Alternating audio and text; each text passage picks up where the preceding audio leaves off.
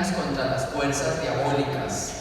Y el ángel caído, su poder, su límite, ¿sí? Vamos a juntar las dos.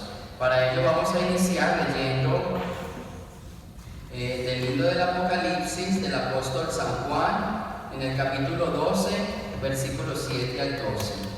Dice: en el cielo se trabó una gran batalla. Miguel y sus ángeles pelearon contra el dragón.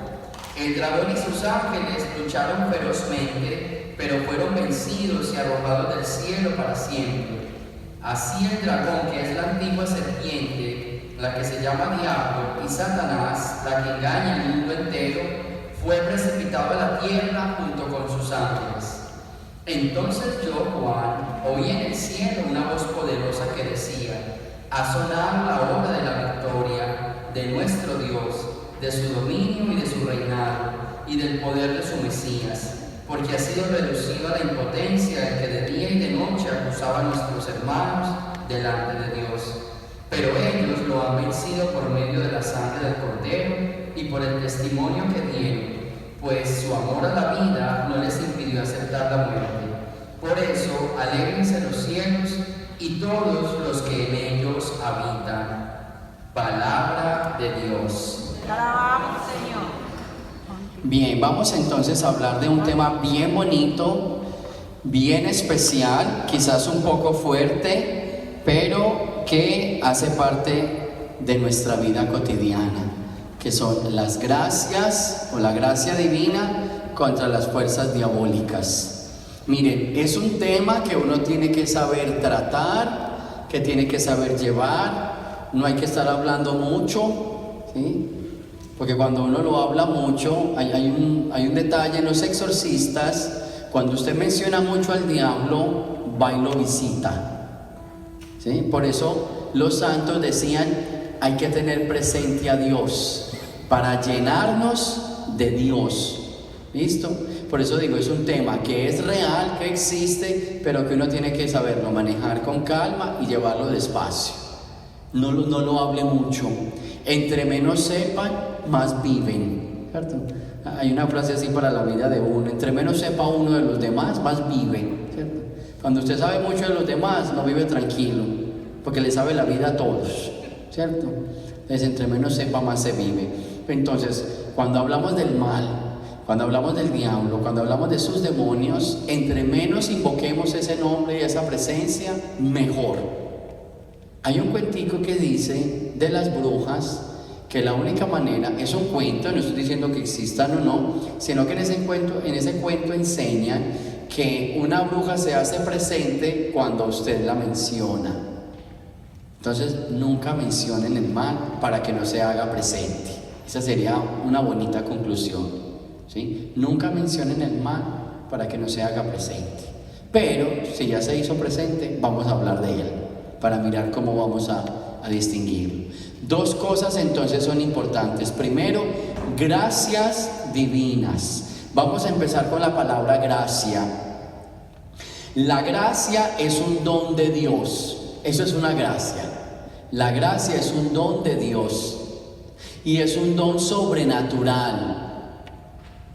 Es una gracia de Dios que nosotros seamos santos. Esa es la gracia total de Dios. La santidad es la gracia total de Dios, la posesión total, ¿sí?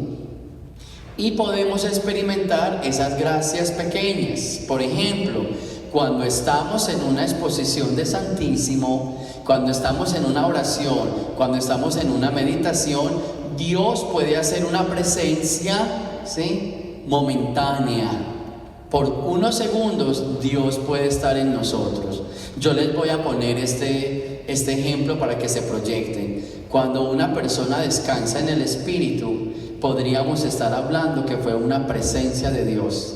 Y decía Santa Teresa de Ávila: tan grande es su presencia que me tumba al suelo, como un arrebatamiento. Imagínense, eso es una presencia de Dios. La gracia es la presencia de Dios, es un don sobrenatural.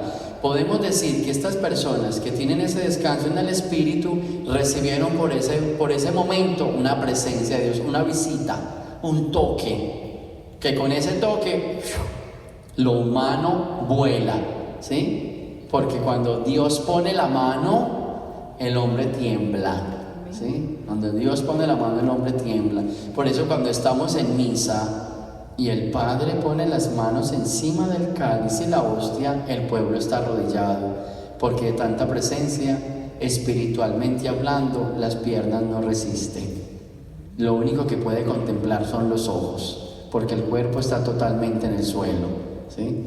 El cura de Ars, cuando sentí que el obispo estiraba las manos para hacerme sacerdote, no tenía fuerzas para nada. Cuando las quitó, me di cuenta que las fuerzas de él estaban en las mías, y por eso me pude levantar. Todos se levantan movidos por la gracia de Dios, ¿ok?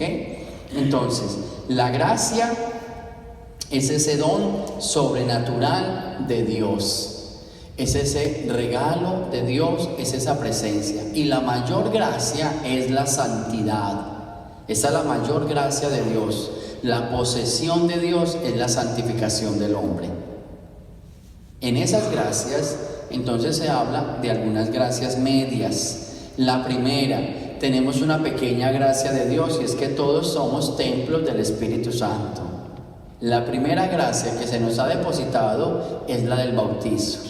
Cuando fuimos bautizados, ¿sí?, se nos dio la gracia de ser hijos de Dios. Y en esa gracia de ser hijos de Dios, entonces ahí renacemos a una vida y pertenecemos a la familia de Dios, siendo templos del Espíritu Santo. Ahí ya tenemos esa gracia.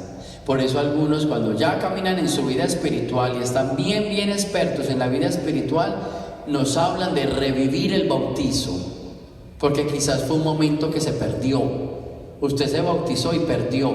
Para los santos era bien importante el bautizo y la primera comunión, porque en el bautizo se revivía la gracia de Dios a través del Espíritu Santo, y en la primera comunión se recibe la gracia de Dios a través del Hijo. ¿Ven? Y se van renovando esas gracias. Entonces, la segunda gracia o la pequeña gracia que podemos hablar es la gracia de ser templos del Espíritu Santo, ¿sí? Y si somos templos del Espíritu Santo, pertenecemos a la familia de Dios.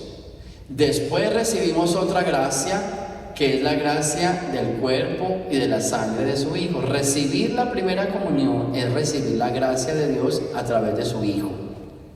Entonces, esas gracias lo que van a hacer es acompañarnos a nosotros, poco a poco. Nos van acompañando en nuestra vida. Ahora, si existen gracias divinas, entonces también tienen que existir fuerzas diabólicas. Empecemos por el mal. Dos tipos. Tenemos que conocer el papá y sus hijos. El papá se llama Satanás. El papá se llama diablo, que traduce acusador, impostor, engañador. ¿Sí? Ese es el diablo, el que nos engaña. Y tiene sus secuaces que se llaman demonios. ¿Se ven? Que esos son los que nos van atacando a nosotros todos los días. A nosotros nos atacan los demonios. Donde nos atacara el papá nos mata, pero nos atacan siempre los demonios. Entonces, ¿cómo se manifiestan esos tipos de demonios en nuestra vida? Entonces tenemos que decir varias cosas. La primera es que se nos puede manifestar de manera de opresión demoníaca. Una persona que esté en el alcohol, una persona que esté en la droga, una persona que esté en la pornografía, y esa situación la esté llevando a acabar con su vida de felicidad, entonces se llama que esa persona está teniendo una opresión demoníaca. Toda acción que me lleve a un rompimiento de la felicidad es una opresión. Toda acción que me lleve a una ruptura de la felicidad, de la paz, de la tranquilidad. Por ejemplo, mi hogar estaba bien hasta que mi esposo cayó en la droga. Eso se llama opresión demoníaca. Y por eso tenemos que distinguir: todo lo que venga del mal viene del mal, o viene del maligno, para que la frase no quede tan igual. Todo lo que sea mal viene del maligno. Pero no vamos a confundir a que todo es diablo. Ojo con eso. No todo es diablo, pero sí viene de él. ¿Sí me hice entender? No todo es diablo, está bien, pero sí viene de él, porque todo lo bueno viene de Dios. Entonces todo lo malo viene del diablo. Esa es una base que tenemos que poner. Entonces, hasta la rebeldía, ¿es buena o mala? Ya sabemos dónde la vamos a poner. Lo que pasa es que como ya conseguimos las gracias, yo les voy a explicar las fuerzas para que aprendamos a distinguir cuándo realmente hay que hacer un exorcismo, cuándo realmente hay que luchar contra una opresión, cuándo realmente vamos a luchar contra una infestación. O sea, vamos a verlo ahora, vamos por parte. Entonces, lo que pasa es que se me había olvidado la introducción, por eso me devolví. ¿Listo? Me había olvidado esta introducción.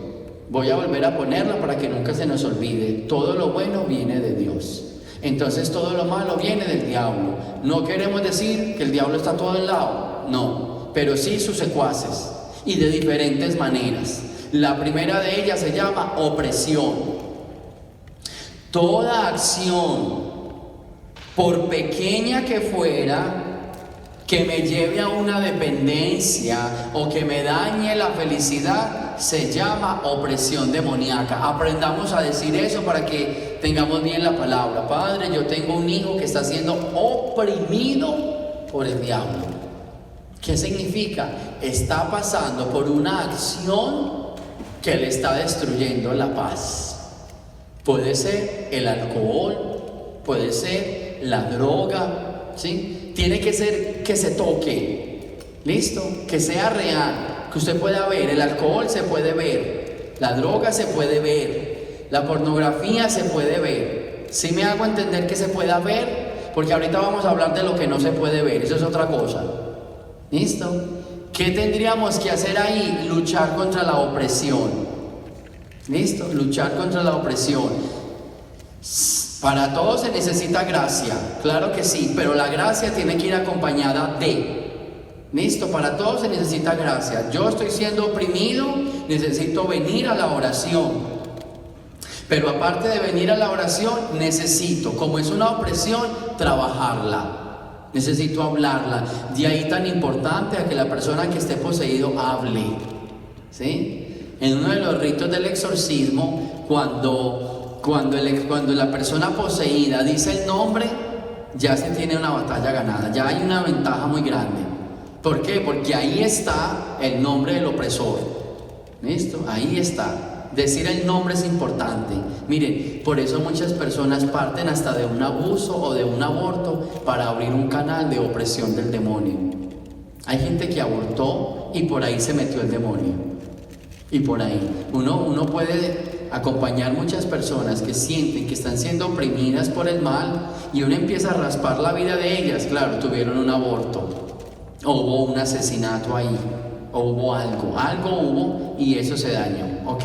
Segundo, ya está lista, ya está la opresión clara. Vamos a pasar a la segunda, infestación. Ojo con las infestaciones. Las infestaciones son esas, digamos así, esas maneras de poseer el mal en prendas de vestir, en cosas materiales. Por eso es que uno tiene que bañar con agua bendita todo. Cuando sacan el boletín de la iglesia, echen el agua bendita. ¿Sí? Porque hay infestaciones en la ropa. No se les olvide que aquí tenemos que abrir un abanico, o tenemos que abrir un paréntesis grande. Existe el mal. Existe, voy a ponerlo en este nombre, si a alguno no le gusta este nombre, cámbialo, pero por este me van a entender muchos. Existe la magia negra, existe la hechicería, eso existe. Aunque uno quiera ser renuante o quiere esconderse, pero existen personas que le quieren hacer daño a uno con comida.